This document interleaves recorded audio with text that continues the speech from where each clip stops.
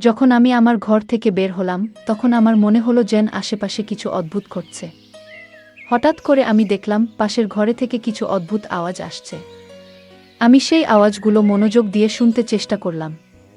এরপর আমি আস্তে করে দরজার কাছে গিয়ে দাঁড়ালাম এবং কান পেতে শুনতে লাগলাম। হঠাৎ আমি মায়ের গলার শব্দ শুনতে পেলাম। আমার মনে হলো এখানে কিছু একটা ঠিক নেই। আমি ভাবলাম ভেতরে ঠিক কি হচ্ছে সেটা দেখা দরকার। কিন্তু সমস্যা হলো ঘরের দরজা ভেতর থেকে বন্ধ ছিল এবং ঘরে কোনো জানালাও ছিল না। তখন আমার মাথায় একটি বুদ্ধি এলো। আমি আস্তে করে এক চোখ বন্ধ করলাম এবং তালার চাবির ছিদ্র দিয়ে ভেতরে দেখার চেষ্টা করলাম। আমি যা দেখলাম তা আমাকে স্তম্ভিত করে দিল। আমি লক্ষ্য করলাম মা এবং চাচা একসাথে এমন কিছু করছেন যা আমার ধারণার বাইরে ছিল। তারা খুব কাছাকাছি বসেছিলেন, যেন কোনো গোপনীয় বিষয় আলোচনা করছেন। মায়ের চোখে অদ্ভুত এক মায়া আর চাচার মুখে একরকম দুষ্টু হাসি ছিল। এই দৃশ্য দেখে আমার হৃদয় ভারী হয়ে উঠল। আমি ভেতরে ভেতরে অস্বস্তি অনুভব করছিলাম। মায়ের এই রূপ আমি আগে কখনো দেখিনি। আমার মনে হতে লাগলো এরকম কিছু তো আমি কখনো ভাবিনি। কিন্তু কেন জানি না, আমার মনে তখন এক অদ্ভুত অনুভূতি হচ্ছিল। ভেতরে যেন একটা অস্বস্তি কাজ করছিল। এরপর আমার মাথায় এক নতুন চিন্তা এলো। চাচার প্রতি মায়ের আচরণ আমাকে গভীরভাবে নাড়া দিয়েছিল। আমিও তো একদিন চাচার সাথে কিছুটা সময় কাটাতে পারি। এক অদ্ভুত উত্তেজনা আমার হৃদয় ছুঁয়ে গেল। নিজেকে প্রমাণ করার জন্য আমারও তো সুযোগ আসতে পারে। আমি ভেতরে ভেতরে ভাবতে লাগলাম কিভাবে এই কাজটা আমি করব, একদিকে ভয় আর অন্যদিকে অজানা ভাবনা।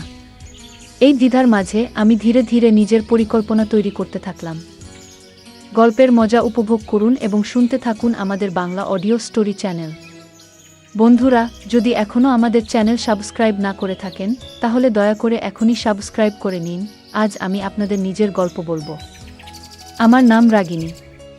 আমরা শহরে থাকি। আমাদের ছোট্ট পরিবারে আমি আর আমার মা একসাথে থাকি। তবে 2 বছর আগেও আমাদের পরিবারের অংশ ছিলেন আমার বাবা। একটি মর্মান্তিক গাড়ি দুর্ঘটনায় আমরা বাবাকে চিরদিনের জন্য হারাই।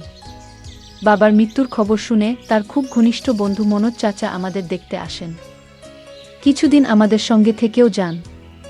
তবে জরুরি কাজের কারণে তাকে ফিরে যেতে হয়। যাওয়ার আগে তিনি আমাদের প্রতিশ্রুতি দিয়েছিলেন যে তিনি সবসময় আমাদের পাশে থাকবেন। আমার বাবার মৃত্যুর পর মনোজ চাচাই ছিলেন একমাত্র ব্যক্তি যিনি আমাদের পরিবারের সঙ্গে গভীরভাবে জড়িয়েছিলেন। ছোটবেলা থেকেই তিনি আমাদের বাড়িতে আসতেন। বাবা মায়ের খুব কাছের বন্ধু ছিলেন। তার সঙ্গে আমাদের সম্পর্ক এতটাই গভীর ছিল যে তিনি শুধুমাত্র বাবার বন্ধু নন, আমাদের পরিবারের একজন সদস্য বলেই মনে হতো। আমি যখন ছোট ছিলাম তখন মনোজ চাচা প্রায়ই আমাদের বাড়িতে আসতেন এবং আমার জন্য চকলেট নিয়ে আসতেন। আমি খুশিতে তার গলায় ঝাঁপিয়ে পড়তাম এবং তার সঙ্গে খেলায় মেতে উঠতাম। তবে এখন আমি 19 বছর বয়সী, বড় হয়ে গেছি।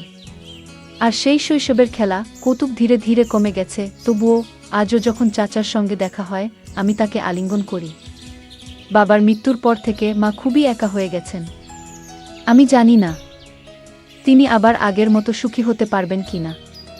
তবে যখনই চাচা আমাদের বাড়িতে আসেন মায়ের মুখে এক আনন্দ ফুটে ওঠে।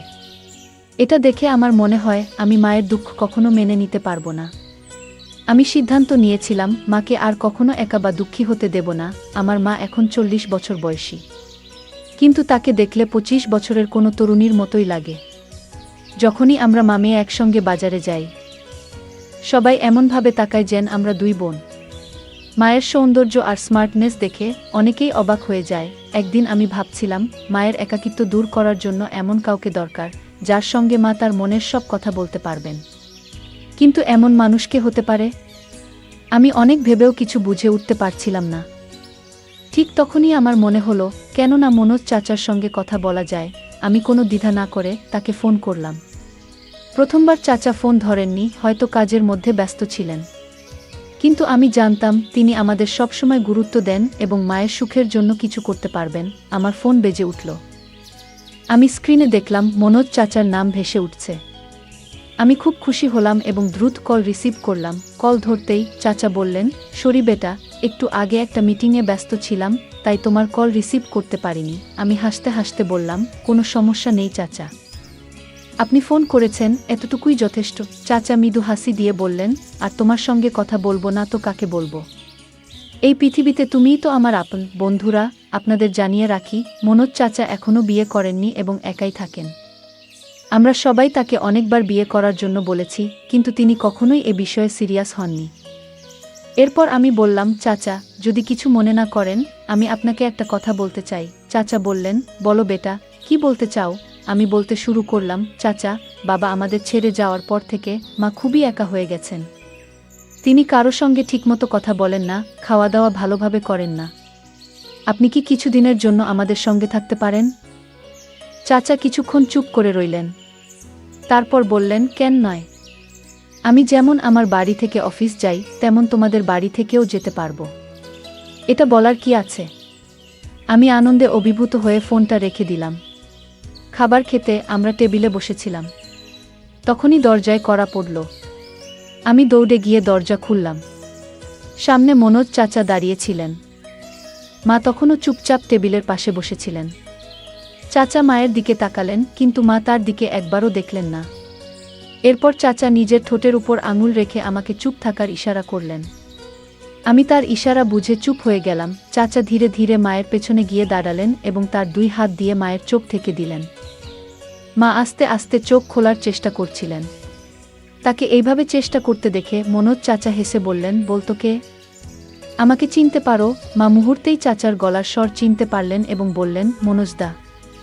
দাদা, আপনি কখন এলেন? চাচা মায়ের চোখ থেকে হাত সরিয়ে বললেন, আমি তখনই এসেছি, যখন দেখলাম তুমি মন খারাপ করে বসে আছো। আমি লক্ষ্য করছিলাম চাচার উপস্থিতিতে মা কতটা খুশি হয়ে উঠেছেন। তার মুখে যেন এক অদ্ভুত প্রশান্তি এসেছে, যেন সমস্ত টেনশন মুছে গেছে। তখন চাচা বললেন, মমতা, এবার থেকে আমি সবসময় তোমাদের সঙ্গেই থাকব। আর কখনো তোমাদের ছেড়ে যাব না। বন্ধুকে একা রেখে তার কষ্ট দেখার মতো মানুষ আমি নই। বন্ধুত্বের ঋণ তো বন্ধু শোধ করবেই। মনোজ চাচার এই কথা শুনে মা ভীষণ খুশি হলেন যে এবার থেকে চাচা সবসময় আমাদের সঙ্গে থাকবেন। আমরা সবাই একসঙ্গে বসে খেতে লাগলাম এবং অনেক কথা বললাম। সেদিন আমরা সবাই এক ঘরে শুয়ে পড়লাম এবং রাতভর গল্প করতে করতে সময় কাটালাম। পরের দিন সকালে চাচার অফিসে যাওয়ার কথা ছিল, তাই তিনি আগে ঘুমিয়ে পড়লেন। আমি তার পাশে বসে গল্প করছিলাম, আর কখন ঘুমিয়ে পড়েছি টের পাইনি। সকাল কবে হলো বুঝতেই পারিনি। মা সকালে উঠে নাস্তা বানিয়ে ফেলেছিলেন, আর চাচা তৈরি হয়ে গেলেন। আমরা সকলে একসঙ্গে নাস্তা করলাম। তারপর চাচা অফিসে চলে গেলেন। এভাবে আমাদের দিনগুলো কাটতে লাগলো। আমি চাচাকে বাবার মতোই মনে করতে শুরু করলাম। সত্যি বলতে তিনি আমার নিজের বাবার চেয়েও বেশি গুরুত্ব পেতে লাগলেন, কারণ তিনি আমাদের সঙ্গে ছিলেন, আমাদের খেয়াল রাখছিলেন। এক রাতে আমি আমার ঘরে শুয়েছিলাম। হঠাৎ খুব খারাপ একটি স্বপ্ন দেখলাম। সেই স্বপ্নে আমার বাবাও ছিলেন। আমি ভীষণ ভয় পেয়ে ঘুম থেকে উঠে পড়লাম। আমার কপাল দিয়ে ঘাম ঝরছিল, গলা শুকিয়ে যাচ্ছিল। তাই আমি পানি খেতে চাইলাম, কিন্তু দেখলাম আমার জগটা পুরো ফাঁকা। আমি ভাবলাম রান্নাঘর থেকে পানি নিয়ে আসি। জগটা হাতে নিয়ে ঘরের দরজা খুলে বাইরে বেরোলাম এবং রান্নাঘরের দিকে হাঁটা শুরু করলাম। রাতে আমি পানির জন্য রান্নাঘরে যাচ্ছিলাম। মায়ের ঘর আমার পাশেই ছিল এবং তারপরে মনোজ চাচার ঘর। যখন আমি চাচার ঘরের সামনে দিয়ে যাচ্ছিলাম, তখন একটা মৃদু শব্দ শুনতে পেলাম। প্রথমে ভেবেছিলাম হয়তো চাচা টিভি দেখছেন, তাই বেশি গুরুত্ব না দিয়ে আমি সামনে এগিয়ে গেলাম। কিছুক্ষণ পরে সেই শব্দগুলো আরও স্পষ্ট আর জোরে শোনা গেল। এবার আমার কৌতূহল জাগল। চাচার ঘরের সামনে এসে আমি দাঁড়িয়ে পড়লাম। ভালো করে শোনার চেষ্টা করতেই বুঝতে পারলাম মা যেন কিছু বলছেন। আমি ভাবলাম, এত রাতে মা আর চাচা এক ঘরে কি করছেন? তখনই আমার মাথায় একটা বুদ্ধি এলো। আমি দরজার তালার ছিদ্র দিয়ে ঘরের ভেতরটা দেখার চেষ্টা করলাম। এক চোখ বন্ধ করে তালার ফাঁক দিয়ে যখন ভেতরটা দেখলাম, তখন আমি অবাক হয়ে গেলাম।